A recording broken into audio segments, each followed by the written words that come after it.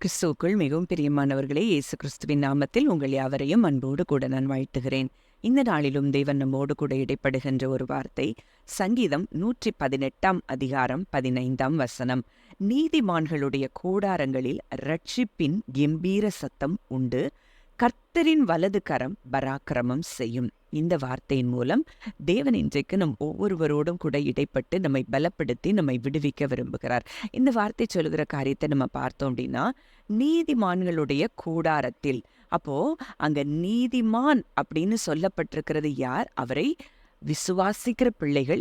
இன்றைக்கு எல்லாரும் யாரா இருக்கிறோமா? நீதிமான்களாய் மாற்றப்பட்டிருக்கிறோம். இன்றைக்கு அப்படிப்பட்ட நீதிமான்களுடைய கூடாரங்களில் இன்னைக்கு என்னென்ன காரியங்கள் எல்லாம் உங்களுக்கு ரட்சிப்பு வேணும்னு சொல்லி காத்து கொண்டு இருக்கிறீங்களோ, ஒருவேளை ஆத்தும ரட்சிப்பா இருக்கலாம், வியாதியில இருந்து ரட்சிப்பா இருக்கலாம், ஒருவேளை குடும்ப கடன் பாரங்கள்ல இருந்து ரட்சிப்பா இருக்கலாம், உறவுகளுக்குள்ளே வந்த போராட்டங்களிலிருந்து ஒரு ரட்சிப்பா இருக்கலாம், இல்ல ஒரு எந்த காரியத்துல பொருளாதார தோல்விகள்ல ஏதோ செய்து செய்து தோற்று போன நிலைமையில நீங்க இருக்கலாம். அது எல்லாவற்றிலிருந்தும் உங்களை ரட்சித்து உங்களை மீட்டெடுத்து உங்களை உயர்த்துவதற்கு அவர் உண்மை உள்ளவராய் இருக்கிறார். அப்போ இன்னைக்கு அப்படிப்பட்ட நீதிமான்களுடைய கூடாரத்துல என்ன தொனிக்க போகிறதாம்? ரட்சிப்பின் கம்பீர சத்தம்.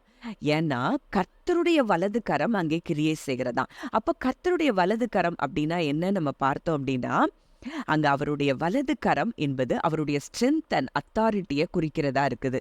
அப்போ அப்படிப்பட்ட ஒரு ஸ்ட்ரென்த் அத்தாரிட்டி உள்ள தேவனைத்தான் நம்ம ஆராதித்து கொண்டிருக்கிறோம்.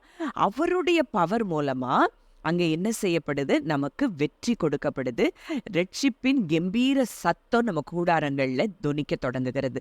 இன்றைக்கு அப்படிப்பட்ட ஒரு தேவனை நம்ம ஆராதித்து கொண்டிருக்கிறோம். வல்லமையுள்ள தேவன், பராக்கிரமுள்ள தேவன். அவருடைய வலது கரம் இன்றைக்கு பராக்கிரம் செய்ய போகிறபடியினால் இன்றைக்கு உங்க ஒவ்வொருவருடைய வீடுகளுக்குள்ளாகும், ஒவ்வொருவருடைய கூடாரங்களுக்குள்ளாகும் ரட்சிப்பின் கம்பீர சத்தம் தொனிக்கிறத நீங்க பார்க்க போறீங்க. ஒருவேளை இன்றைக்கு எத்தனையோ விதமான பெண்கள் எவ்வளோ அடிமைத்தனத்துக்குள்ள அப்படியெல்லாம் கஷ்டப்பட்டு கொண்டிருக்கிறாங்க. இன்றைக்கு அப்படிப்பட்ட கணவன்மார்களையும் மனைவிமார்களையும் தேவன் சந்தித்து அவர் ரட்சிக்க போகிறார் என்பதை நம்ம அறிந்து விசுவாசித்து இப்பொழுதே நாம் அவரை துதிக்க ஆரம்பிப்போம். அடுத்ததா இதுக்கு உதாரணமா நம்ம பார்க்கணும் அப்படின்னா, யாத்திராகமம் 15:6, கர்த்தாவே உம்முடைய வலது கரம் பலத்தினால் மகத்துவம் சிறந்திருக்கிறது, கர்த்தாவே உம்முடைய வலது கரம் பகைஞனை நொறுக்கிவிட்டது. இது எகிப்திலிருந்து வந்த இஸ்ரவேல் ஜனங்கள் அங்க பாடுகிற ஒரு பாட்டா இருக்கிறத நம்ம பார்க்கிறோம்.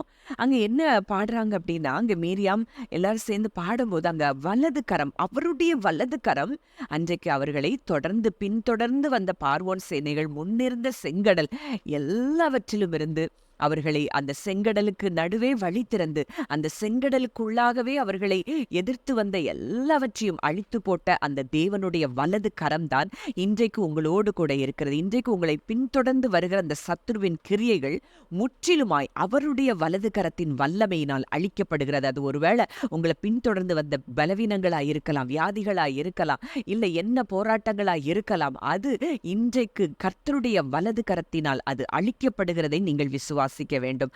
அடுத்ததா சங்கீதம் 98:1 பார்க்கும்போது, கர்த்தருக்கு புதுப்பாட்டை பாடுங்கள், அவர் அதிசயங்களை செய்திருக்கிறார், அவருடைய வலது கரமும் அவருடைய பரிசுத்த புயமும் ரட்சிப்பை உண்டாக்கினது. எத்தனை முறை தேவனுடைய வலது கரத்தின் மேன்மையை நம்ம பார்க்கிறோம். அப்போ இங்க என்ன சொல்லப்பட்டிருக்கு? புது பாட்டு பாடணுமா? ஏன்னா அவர் அதிசயங்களை செய்திருக்கிறார். இன்னைக்கு உங்களுக்கு என்ன தேவை? உங்க ரட்சிப்புக்கு என்ன தேவை?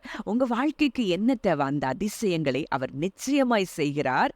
அவருடைய வலது கரம், அவருடைய பரிசுத்த புயமும் உங்களுக்கு என்ன உண்டாக்குகிறது? ரட்சிப்பை உண்டாக்குகிறது.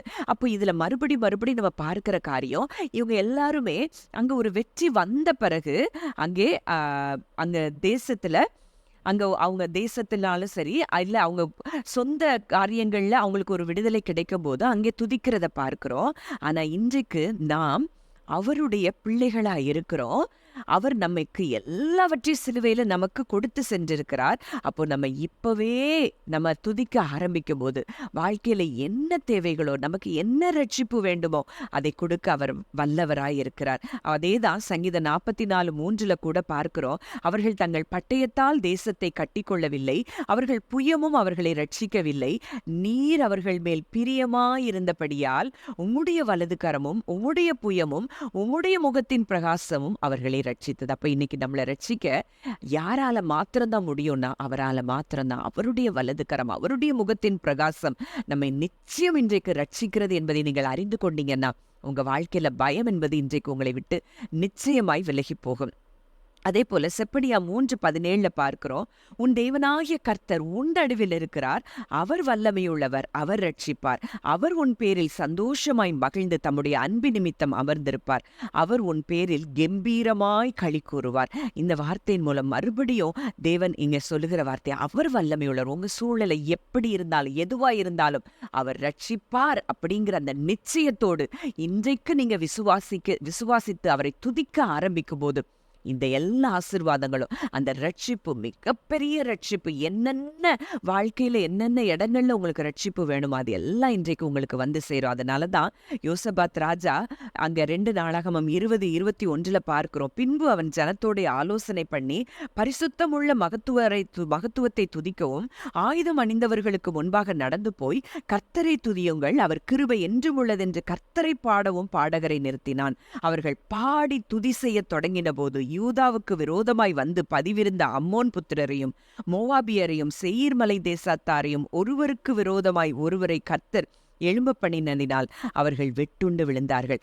இங்க நம்ம இதுவரைக்கும் வாசிச்சதெல்லாம் அவர் ரட்சித்தார், அதனால நாங்க பாடுறோம்னு சொல்லி அந்த வார்த்தைகளை பார்த்தோம். ஆனா இங்க யோசபாத் ராஜா, நாங்க பாடுவோம், கர்த்தர் எல்லாவற்றையும் பார்த்து கொள்வார்ங்கிற விசுவாசத்தோட அந்த துதி செய்ய ஆரம்பிக்க போது எதிராய் வந்த எல்லா சத்துருவின் திட்டங்களும் அங்கே முறியடிக்கப்பட்டதை நம்ம பார்க்கிறோம். அப்போ இன்றைக்கு தேவன் இதைத்தான் நமக்கு ஆலோசனையாக கொடுக்கிறார். அதாவது துதிங்கிறதே நம்மளை டோட்டலா அவர்கிட்ட சரண்டர் பண்றது தான். அப்பதான் நம்மளால துதிக்க முடியாது. சூழ்நிலை எப்படியா இருக்கலாம், ஆனா என் தேவன் பெரியவர், என் தேவன் வல்லமையுள்ளவர், என் தேவன் என்னை ரட்சிப்பார் அப்படின்னு சொல்லி அவரை துதிக்க ஆரம்பிக்கும் போது நமக்கு எதிராய் வந்த எந்த சத்துருவின் திட்டங்களாய் இருந்தாலும் இன்றைக்கு அது முறியடிக்கப்படுகிறது. அதைத்தான் பவுலும் சீலாவும் கூட சிறைச்சாலையில் அங்க துதிக்கும் போது அங்க அஸ்திபாரங்கள் அசைது கட்டுகள் கலண்டதை நம்ம பார்க்கிறோம். அப்போ இன்றைக்கு தேவன் இவ்விதமாய் நம்ம டோட்டல் சரண்டர் பண்ணி அவரை நம்ம துதிக்க ஆரம்பிக்கும் போது அங்கே தேவன் துதிகளின் மத்தியில் வாசம் செய்கிற தேவன் நமக்காக இறங்கி வந்து அங்கே யுத்தத்தை நமக்காக செய்து நமக்கு ஒரு பெரிய ரட்சிப்பை கொடுக்க போகிறார் என்பதை நம்ம அறிந்து கொண்டோமானால் நம்ம அந்த அறிந்து கொண்டதை நம்ம பெற்றுக்கொள்வோம். ஜெபிக்கலாம். நல்ல தகப்பனே, நன்றியோடு உம்மை துதிக்கிறோம், ஸ்தோத்தரிக்கிறோம். அப்பா, இந்த நாளிலும் எங்களோடு கூட இடைப்பட்ட உம்முடைய வார்த்தையின்படி உம்முடைய வலது கரமும் உம்முடைய பரிசுத்த புயமும் உம்முடைய முகத்தின் பிரகாசமும் இதை கேட்கிற ஒவ்வொருவரையும் ரட்சிக்கிறதற்காய் நன்றி செலுத்துகிறோம் தகப்பனே.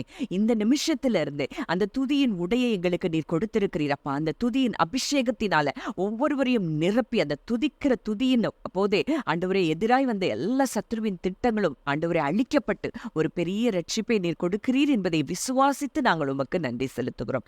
கர்த்தர் அப்படியே எங்களுக்காக ஒரு பெரிய ஜெயத்தை கொடுத்து நம்முடைய கர்த்தராகிய இயேசு கிறிஸ்துவினாலே நமக்கு ஜெயம் கொடுக்கிற தேவனுக்கு ஸ்தோத்திரம் என்று சொல்லி ஆண்டவரே உம்மை இப்பொழுதே நாங்கள் ஸ்தோத்தரிக்க தொடங்குகிறோம் தகப்பனே. கர்த்தாவே, எங்கள் ஜெபத்தை கேட்டபடியினால் உமக்கு நன்றி செலுத்துகிறோம். இயேசுவின் மூலம் கேட்கிறோம் ஜீவனுள்ள நல்ல பிதாவே, ஆமென்.